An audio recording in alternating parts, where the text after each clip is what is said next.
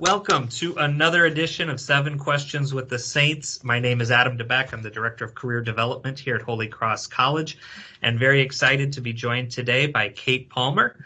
Kate is a 2007 Holy Cross graduate when she left here with her liberal arts degree. She'll talk to us a little bit about her journey to her current position as the Director of Growth for Stash in New York City. And KP joined us here from Verona, New Jersey when she was a student, and we're excited to share her story with everybody here today. So Kate, welcome to 7 Questions with the Saints. Thanks, Adam. I'm so excited to be here. Before we begin, wondering if you could take just a little bit of time and talk to us about your career since leaving Holy Cross College. Sure. So I actually started my career at Holy Cross College. I worked doing traditional marketing and for the college, a little bit of this, a little bit of that. I moved back to the East Coast and I worked for the government for 2 years as a financial analyst. And did a bunch of freelance and marketing and advertising at that time. And then I worked for an agency for a few years. And then I came to New York. That was all in New Jersey. I came to New York and I worked for an ad tech vendor. And then I made the transition into mobile. So I worked at a mobile gaming company in user acquisition for a few years. And now I am the Director of Growth at Stash, where we are a financial home. We allow people to invest in the future, invest long term. You know, you can start investing with just $1 on our platform. Kate, I know that you and I, when we talk about the connections and the friendships from your time here, that you still keep in touch with a number of graduates. And as you guys are talking about Holy Cross, kind of curious about what words you guys use to describe your Holy Cross experience. And then wondering if you could tell us a little bit about how those words maybe prepared you for some of the challenges and opportunities that you faced in your career so far. Yeah, absolutely. Opportunity is a great word. The first things that come to mind when I think of Holy Cross, and a lot of my fellow graduates I think would agree, is, you know, we questioned everything and we made our own opportunities. We were held to a really high standard, but we were also encouraged to explore what excited us and what motivated us. You know, I was part of the 3rd baccalaureate class, and so the college was in a huge transition at that time. We really had a lot of opportunity to poke holes in the curriculum and help determine what was working and what was not working. And then we also were the ones that built up the non-academic programs on campus. And I think this has helped me tremendously in my career. The most dangerous thing a person can say is, you know, we do it like this because this is how we've always done it. I pride myself now in the ability to walk into a new job, question everything, and then figure out where the holes are, what can be done better, and then put together a plan on how to make it better. I'm going to ask you to kind of listen to some of the updated wording Holy Cross uses to describe ourselves. And we look at ourselves as now having 4 core identities that we see having hyper prevalent in our alum, but also something that we really hope grow into our current students here. And we see those identities as scholar, citizen, leader, and disciple. And so thinking about those 4 words and your own experience here, which of those identities do you think was most prominent in your story? I would have to say leader for sure. I've always been pretty bossy and opinionated by nature, but at Holy Cross, I was really able to wrangle and hone those natural abilities. You know, at Holy Cross is where I learned how to lead by example. And, you know, to quote Ruth Bader Ginsburg, you know, I learned there to fight for the things that I cared about, but to do it in a way that will lead others to join you. And I think a lot of people in my class experience the same kind of journey. And another thing, you know, good leaders need is an understanding of global communities, right? And that's something Absolutely. That you naturally had to encounter here at Holy Cross, inside the curriculum, but probably outside of the curriculum as well, too. So moving into our 3rd question here, how do you think this exposure to diversity, both of thought and culture, kind of prepared you for your career? Yeah, I mean, coming from New Jersey to Indiana alone gave me a lot of exposure into this. Notre Dame, Indiana may have been another country from where I grew up. So between spending several years in the Midwest as well as both of my trips to Ghana, I think I'm definitely more able to accept and understand different points of view and where other people are coming from. So just even outside of those experiences, which we've talked a lot about the classroom so far, are there other places where you think you picked up some of the professional knowledge and practical skills that got you prepared for the career path or your work now? So first of all, I volunteered in the tutoring center all 4 years that I was there. And so that really helped me to hone patience, and it taught me how to better teach other people, because people can't just come in and give you their paper and say, like, how can I make this better? And just be like, this is garbage. Like, okay, let me just rewrite it for you, which, trust me, like, I was very tempted to do that several times. But, you have to be able to sit down, you have to learn how to be able to explain why things are wrong and then show them how to make it better so that they can learn how to do it on their own. And you and I started here as young in our career right around the same time. And I think that's completely true, and something I tell students now when they bring me resumes or something to work on is that idea of that teach a man to fish versus giving them a fish and really helping them examine and find their own wording for those to help speak about themselves is truly an important skill, and coaching and mentoring is absolutely a big part of that. So moving in now to a student question, we always ask for a current senior here to ask a question. And this question was submitted by Lucy Campos, who is from Elkhart, Indiana. She's a current senior here this year. She's an English and psychology double major who's actually working on starting a student publication magazine with writings that'll be collected and bound for the college here. It's a big project undertaking. Her minor's in political studies, and she's been very involved in a number of different academic societies here. But her internship led her to Washington, D.C., where she got to work for the Congressional Hispanic Leadership Institute.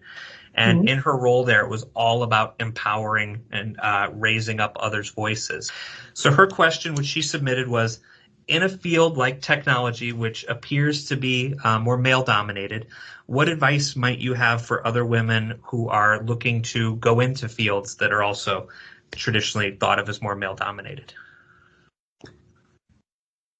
It's interesting. I get this question quite a bit, and it's funny just because you would never ask a man who was successful in a female-dominated industry how he found success.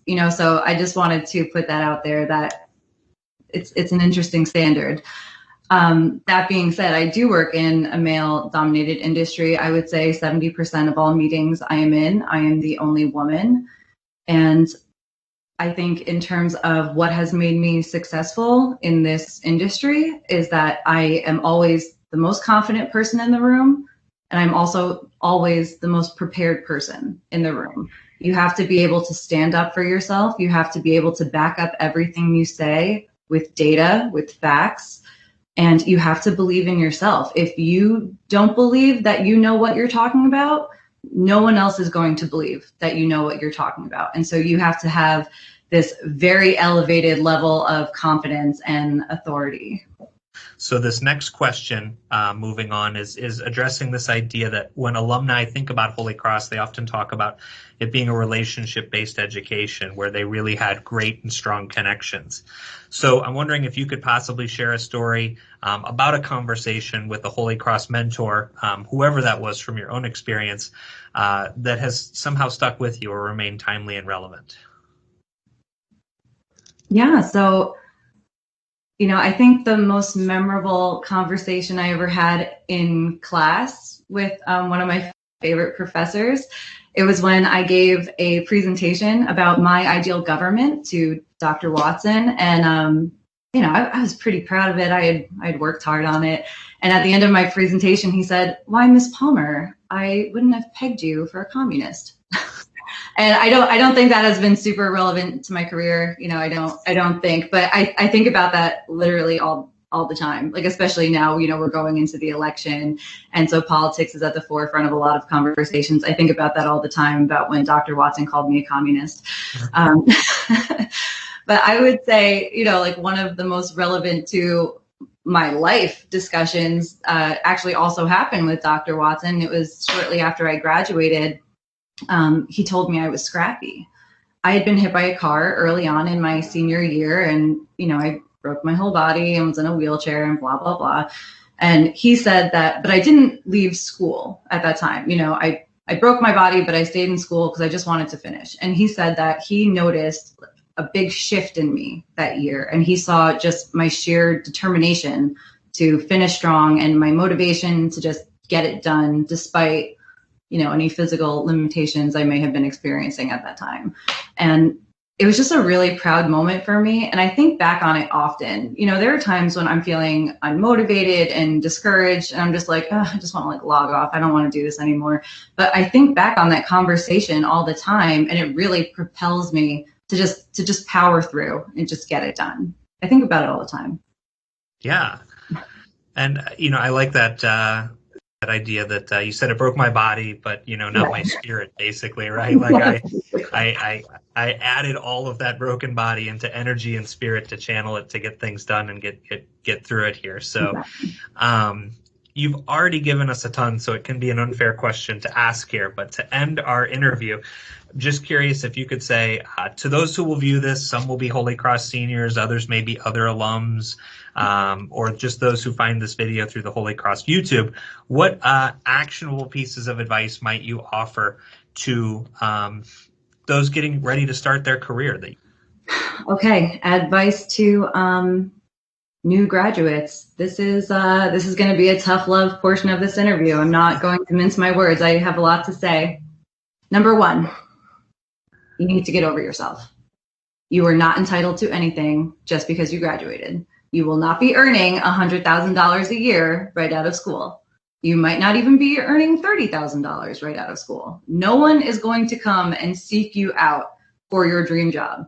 Going to grad school is great, but don't decide to go just because looking for a job is hard and you think getting an MBA is automatically going to land you your dream job and that six-figure salary, because it will not. Number two, hustle. Hustle, hustle, hustle, hustle, hustle. I was in the exact same boat as you when I graduated in 2007 and the country was going into a recession, and, there were a lot fewer jobs to be had.